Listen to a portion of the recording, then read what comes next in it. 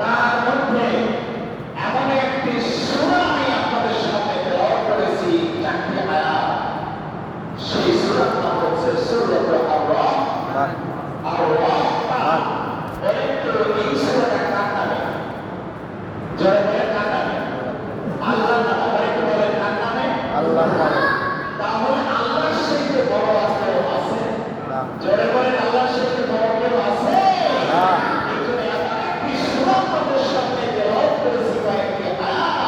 আমি চেষ্টা করব এই চারটি আয়াত নাযিল হয়েছে আমি সামনে যাব এবং আমি এর অর্থ ধরে আপনাদের কাছ থেকে বিদায় নেওয়ার জন্য চেষ্টা করব ইনশাআল্লাহ। ইনশাআল্লাহ।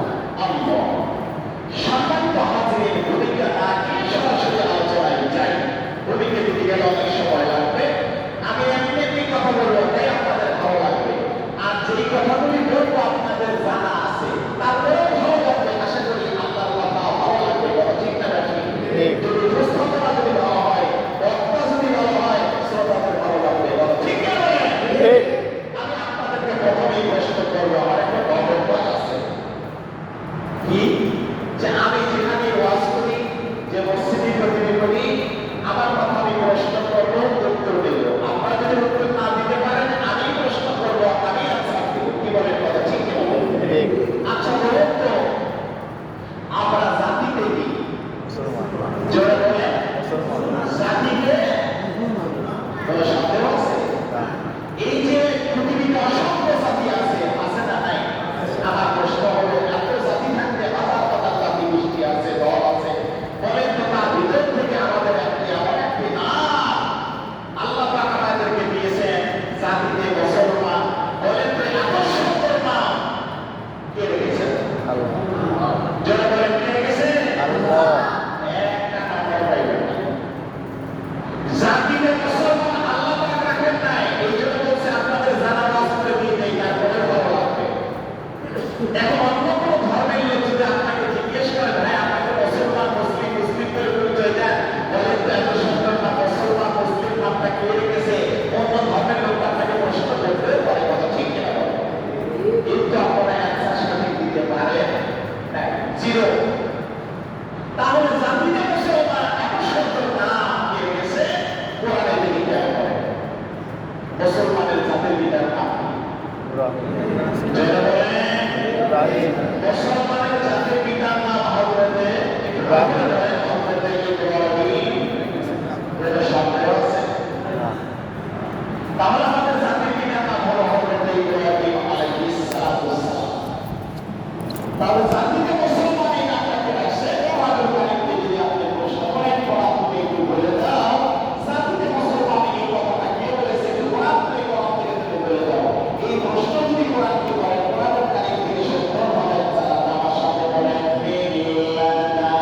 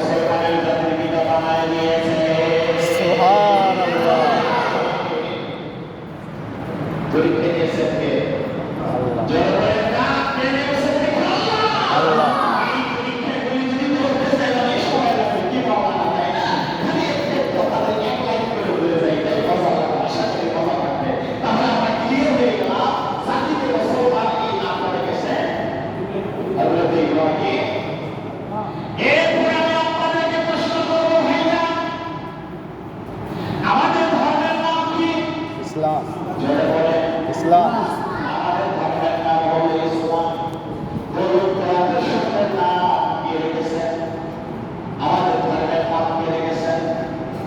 এটা হয়তো মনে মনে চিন্তা করবে, হুজুর আগেরবার আমরা ভুল করেছি, এবার ভুল করবো না। আপনার কাছ থেকে সত্যি বলেন, কথা ঠিক কিনা বলেন। ইমানদার ভাইয়েরা, আমাদের ধর্মের নাম হলো ইসলাম।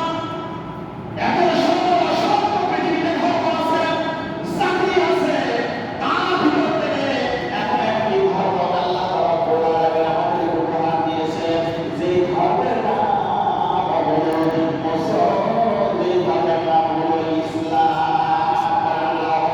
আল্লাহু আকবার আল্লাহ রাব্বুল আলামিন বলেন, কুরআনুল কারীম পৃথিবীর প্রশ্ন করেন কোরআনে, আমাদের ধর্মের নাম কি রেখেছে একটু তুমি বলে দাও। কোরআনকে আপনি প্রশ্ন করেন, কুরআনুল কারীম থেকে অ্যানসার আসবে, বলেন ইন্না দীনা ইনদাল্লাহিল ইসলাম।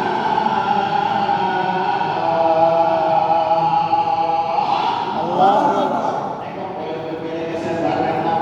আল্লাহ জোরে বলেন। আল্লাহ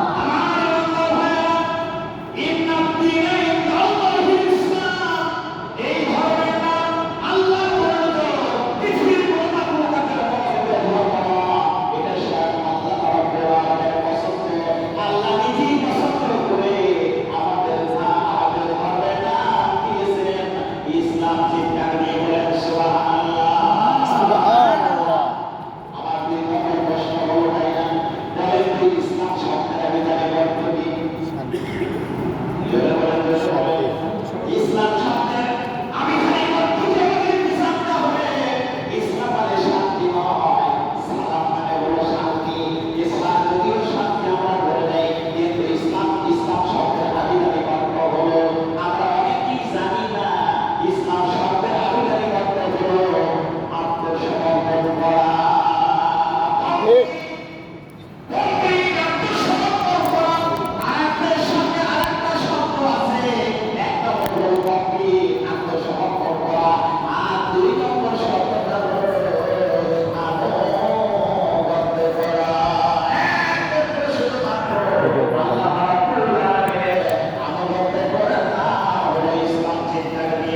মারহাবা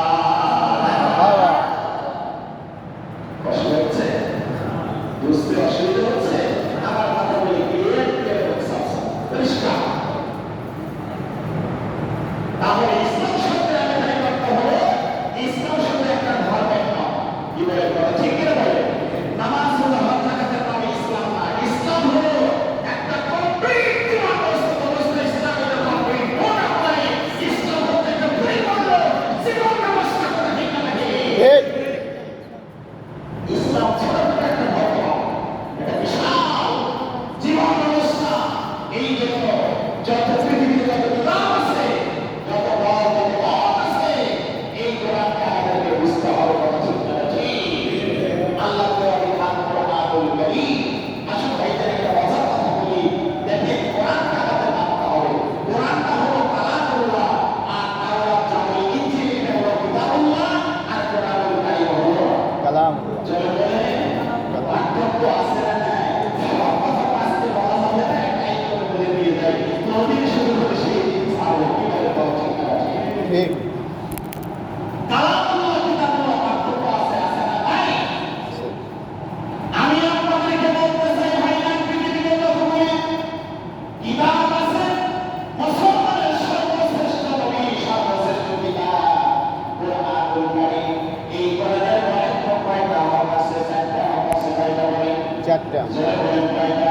কোরআনুল কারীমের চারটা হক আছে। এক নম্বর হলো কোরআনুল কারীম প্রত্যেকটা মুসলমান মানবী জন্য শিক্ষা করা কি? জোরে বলেন প্রত্যেকটা মানবী শিক্ষা করা হলো কোরআনুল কারীম শিক্ষা করা হলো।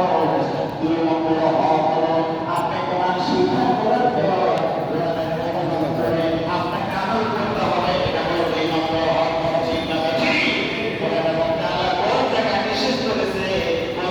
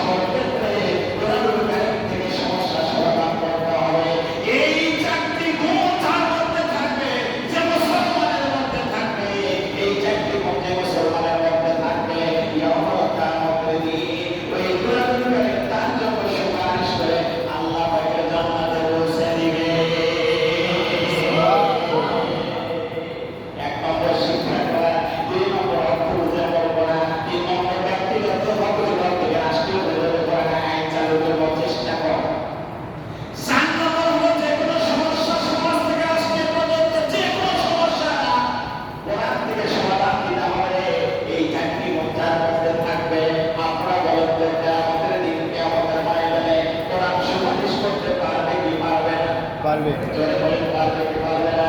পারবে। এই চারটি গুণ, এই চারটি বৈশিষ্ট্য যে মুসলমানের মধ্যে থাকবে, ইয়া রাব্বাল দিন, ওই কঠিন মুসিবতের সময় ওরা আত্মার জন্য সুপারিশ করে আল্লাহ তাদের জান্নাতে পৌঁছে দিবে। চিৎকার দিয়ে বলেন সুবহানাল্লাহ।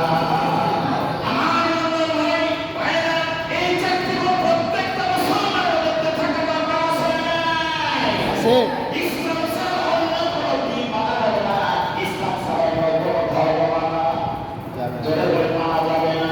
ইসলাম ছাড়া যদি অন্য কোনো ধর্ম মানে, আল্লাহ তাআলা বলেন অন্য কোনো দিন মানে, আল্লাহ তাআলা কোরআনে সূরাতুল হাজর 41 নম্বর আয়াতে বলেছে, ওয়া মান ইয়াবতাগি গায়রাল ইসলামি দীনান ফালান ইয়াকবালা মিনহু ওয়া হুয়া ফিল আখিরাতি মিনাল খাসিরিন।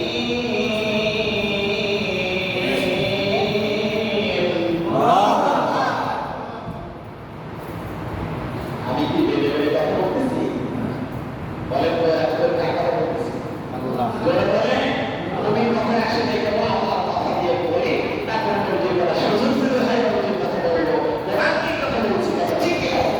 ঠিক যে আয়াতগুলো হলো সূরাতুল হজ 41 নম্বর আয়াত, আল্লাহ বলেছেন, মানে অর্থটা বলে দিই, যারা ইসলাম ব্যতীত, আল্লাহ বলেছেন, কি বলছেন? আল্লাহ ইসলাম ব্যতীত অন্য কোনো দিনকে জীবন ব্যবস্থা হিসাবে মেনে নিবে, ফালাইয়া তোলা হবে। তারা যদি নামাজ পড়ে, রোজা রাখে, হজ করে, যাকাত দেয়, আল্লাহ বলেছেন তাদের কাছ থেকে কোনো কিছু গ্রহণ করা হবে হবে না। বরঞ্চ নামাজ পড়েও, রোজা রেখেও, হজ করে, যাকাত করেও, ওয়াহুবিল আখিরাতি মিনাল খাসিরিন, তারা ওই নামাজ, ওই রোজা, হজ, যাকাত দিয়ে জাহান্নামে যাইতে হবে। কথা ঠিক না নাকি? এই জন্য মুসলমানেরা একটাই দিন পাবে, ইন্না দীনা ইনদাল্লাহিল ইসলাম। মুসলমানের ইসলাম ছাড়া অন্য কোনো জীবন ব্যবস্থা, অন্য কোনো দিনকে মানা যাবে না। কথা ঠিক না নাকি? ঠিক আসো, কষ্ট মনে হচ্ছে না আপনাদের? আসো ভাই, আলোচনায় চলে যাই। আমার ইমানদার ভাইরা, এই কোরআনুল কারীমের মধ্যে 114টি সূরা আছে। আমি যদি আপনাদেরকে প্রশ্ন করি, ভাইজান বলেন তো সর্বশ্রেষ্ঠ সূরার নাম কি? সূরা ফাতিহা সর্বশ্রেষ্ঠ সূরার নাম কি? আপনারা একটু বলেন, মেহেরবানি করে বলেন। কোরআনের 114টি সূরার মধ্যে সর্বশ্রেষ্ঠ সূরা হলো সূরাতুল ফাতিহা। আল্লাহু আকবার। সূরার নাম কি বলুন? সূরা ফাতিহা এখানে খালি বলা আছে, বলবো আমাকে বলবেন। সূরাতুল ফাতিহা, যেই সূরাতুল ফাতিহা ছাড়া নামাজ হয় না। কি বলেন হবে? সূরাতুল ফাতিহা ছাড়া নামাজ হবে না। আমার জায়গায় আসে গোটা কোরআন শরীফের সারমর্ম হলো, তাহলে গোটা কোরআন শরীফের সারমর্ম হলো সূরাতুল ফাতিহা। বলেন সূরাতুল, গোটা কোরআন শরীফ 30 পারা কোরআন শরীফের সারমর্ম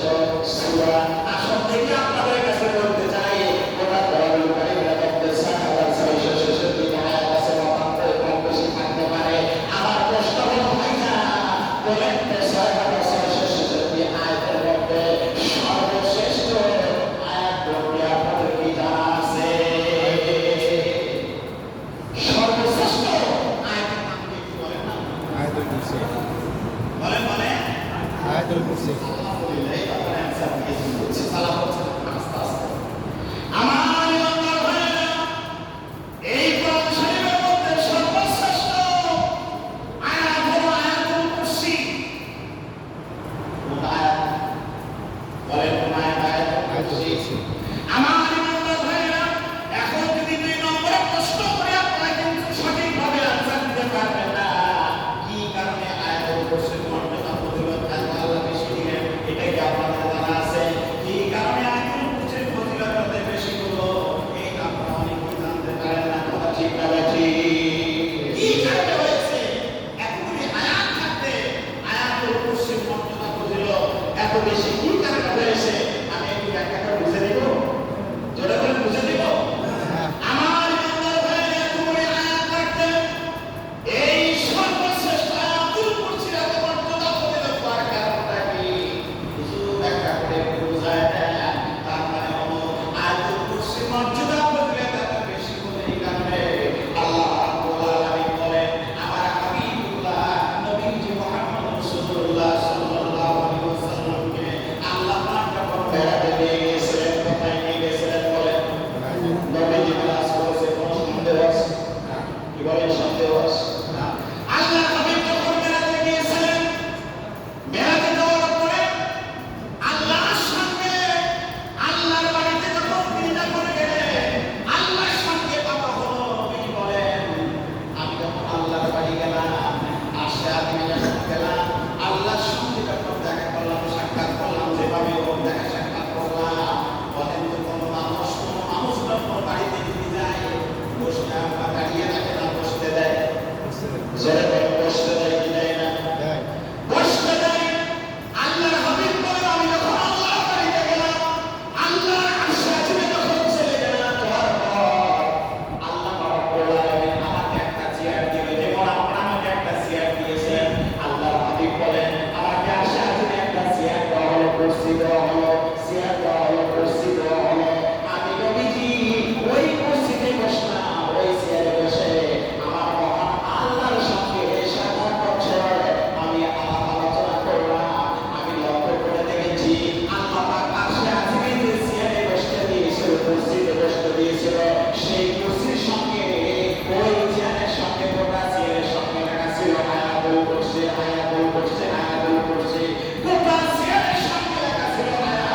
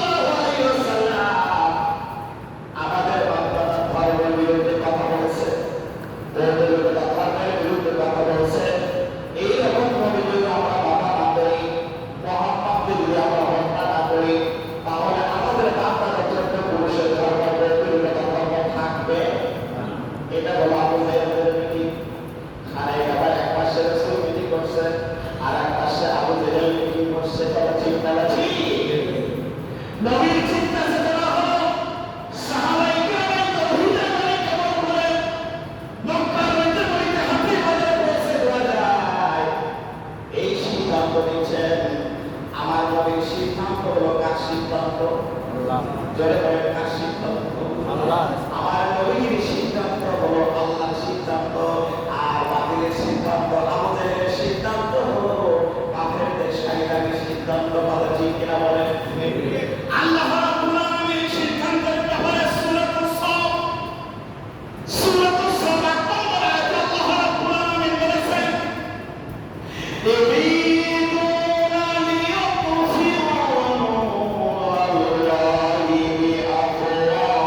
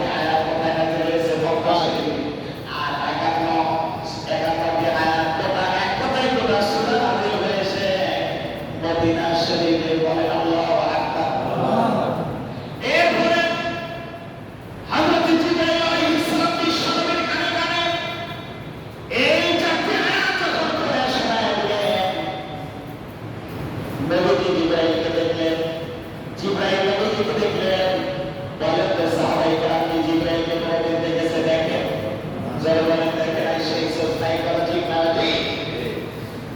আল্লাহ হাবিবের এখানে ওর চাকরি একদম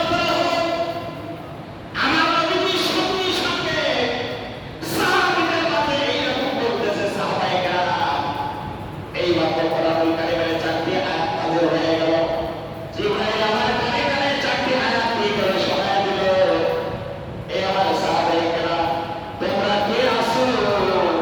আল্লাহ নবী বলতেছেন, সাহাবায়ে কেরাম তোমরা কে আছো? এই সূরা আর-রহমানের চাকরি আয়াত খানায় বাইতুল্লাহ শরীফের পাশে আবু জেহেল, আবু লাহাব, উতবা, শাইবা ওরা মিটিং করছে আমাদেরকে হত্যা করার জন্য, আমাকে হত্যা করার জন্য। কে আছো সাহাবীরা? এই চাকরি আয়াত ওই আবু জেহেলকে শোনায় দিতে পারো। ঠিক না? বলেন আল্লাহু আকবার। আল্লাহ সে কথা নবীজি বললেন, সাহাবী তোমরা কে আছো? এই চাকরি আয়াত আবু জেহেলকে শোনায় দিয়ে আসতে পারো। বলে ওটাকে তিনি বলে পাশে মুহাম্মদকে কেমন করে হত্যা করা যায় এই মিটিং চলছে, কথা ঠিক কিনা বলে? আর এমন সময় রাসূল বললেন, তোমরা কে আছো? দেখো আবু জেহেলের কাছে এই চাকরি আয়াত শোনাইতে পারো।